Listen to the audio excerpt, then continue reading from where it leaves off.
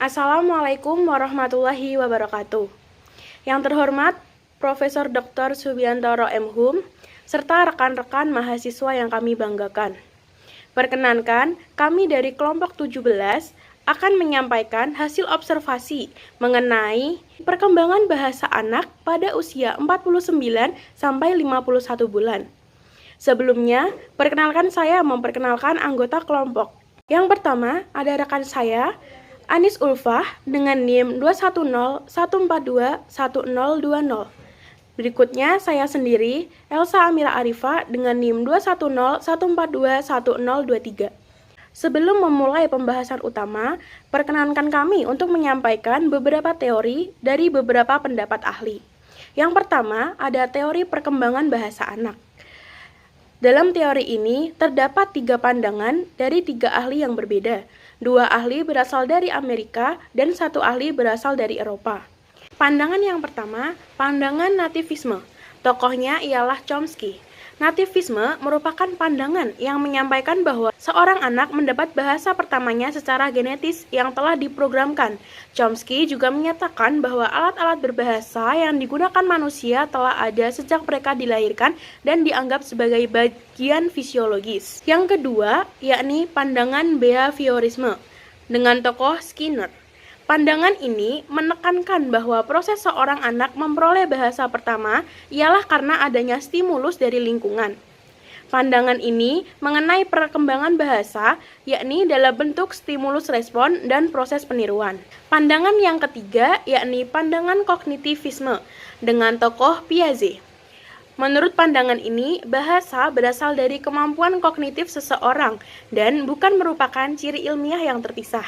Bahasa diproses oleh akal manusia, maka perkembangan bahasa harus didasarkan pada perkembangan kognisi. Perkembangan motorik. Perkembangan motorik merupakan perkembangan kemampuan gerak yang dimiliki seorang anak. Pemerolehan fonologi. Aspek atau pemerolehan fonologis adalah pemerolehan bunyi ujaran anak. Penguasaan fonologis terkait dengan kemampuan anak untuk mengekspresikan simbol-simbol suara, termasuk vokal dan konsonan. Kemudian ada pemerolehan sintaksis. Menurut Mufidah et al. Tahun 2021, kemampuan sintaksis seorang anak dilihat dari bagaimana kemahirannya dalam menyusun suatu kalimat.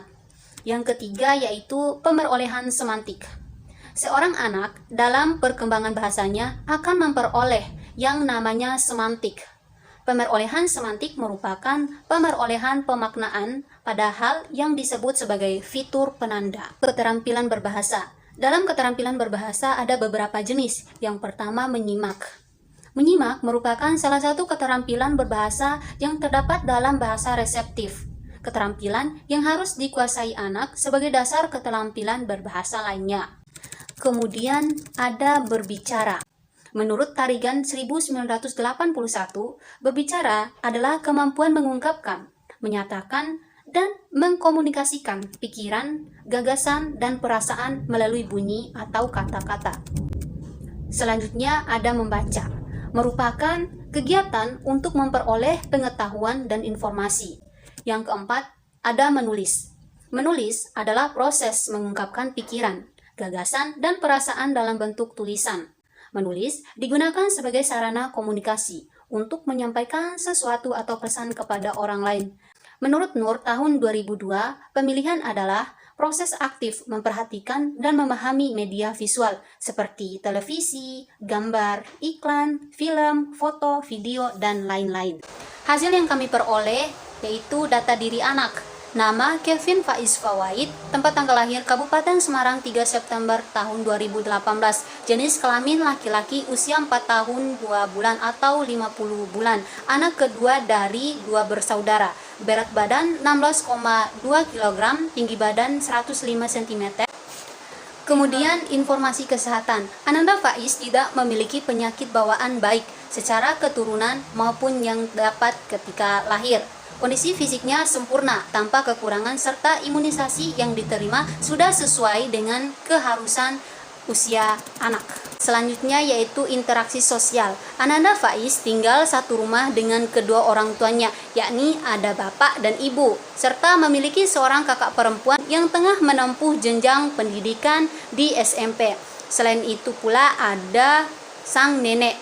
Karena belum menempuh jenjang sekolah PAUD, interaksi Ananda Faiz paling dekat dengan sang ibu. Kesehariannya ia bermain dengan beberapa anak tetangga lainnya. Yang paling sering bermain dengannya adalah perempuan berusia 6 tahun bernama Hilda. Kemudian ada pola asuh. Sejak lahir, Ananda Faiz berada dalam pengasuhan sang ibu. Karena itu, tampak jelas sekali kedekatan keduanya. Dalam merawat sang anak, Ibu Kemi tidak terlalu berpatok pada pola tertentu. Ketika sang anak sibuk bermain dan menirukan apa yang disukai, ia hanya akan memberikan pengawasan. Selain itu, ia belum mengizinkan anaknya bermain HP. Selanjutnya yaitu permainan. Ananda Faiz menyukai permainan berupa mobil-mobilan. Ananda Faiz menyukai jenis mobil yang biasanya sebagai alat pengangkut seperti truk, tangki. Selain hal yang telah diungkapkan di atas, ada pula beberapa perolehan bahasa yang telah didapat oleh Ananda Faiz, yakni pemerolehan fonologi. Faiz yang berusia 50 bulan sudah memiliki kemampuan fonologi yang cukup baik. Ia mampu mengucapkan kata dengan artikulasi yang jelas, seperti kata ibu, bapak, mbak, mbah, maem, dan sebagainya. Kata yang diucapkan sudah mudah dipahami dan ditangkap oleh orang-orang di sekitarnya. Meskipun dalam beberapa penggunaan kata yang memiliki huruf R masih tercampur dengan huruf L. Kemudian pemerolehan sintaksis. Ananda Faiz sudah mampu membuat suatu ujaran yang panjang lebih dari satu kalimat dengan susunan yang sudah lengkap. Ia sudah bisa mengungkapkan apa yang diinginkan dengan pola kalimat yang lengkap, seperti ketika ia menyampaikan, "Bu, aku meh maem mbek telur," yakni untuk mengungkapkan bahwa ia ingin makan dengan telur sebagai lauknya. Yang berikutnya yakni pemerolehan semantik. Pada usianya ini, Ananda Faiz sudah mampu memahami makna dari kata yang ia ucapkan maupun makna dari kata yang ia dengar. Selain itu, ia sudah mampu memaknai benda-benda di sekitarnya, seperti mobil dengan bak di belakangnya sebagai pengangkut pasir yang disebut sebagai truk. Kemudian, ia menyebut mobil yang dipakai untuk mengangkut air sebagai mobil tangki. Kemampuan motorik yang dimiliki oleh Ananda Faiz sudah cukup lengkap. Ia bisa berlari, berjalan, serta mengikuti gerakan lainnya seperti tari dan lainnya. Ia sudah mulai bisa menulis, meskipun caranya memegang alat tulis belum terlalu benar, dan sesekali posisi jarinya harus dibetulkan oleh sang ibu.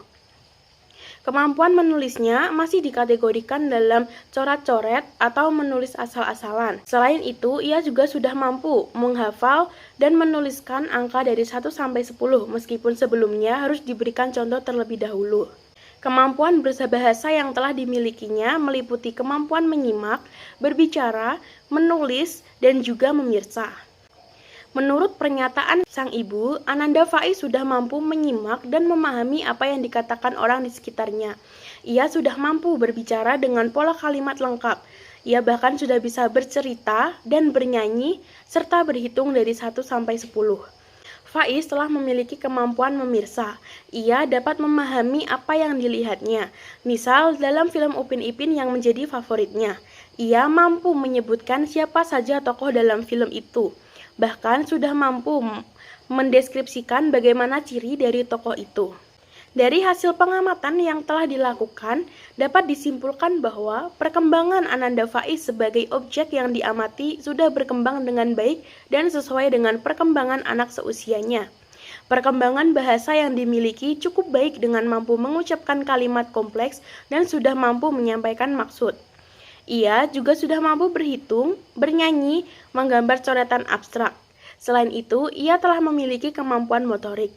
Kemampuan berbahasa yang dimilikinya yakni menyimak, berbicara, menulis, dan juga memirsa.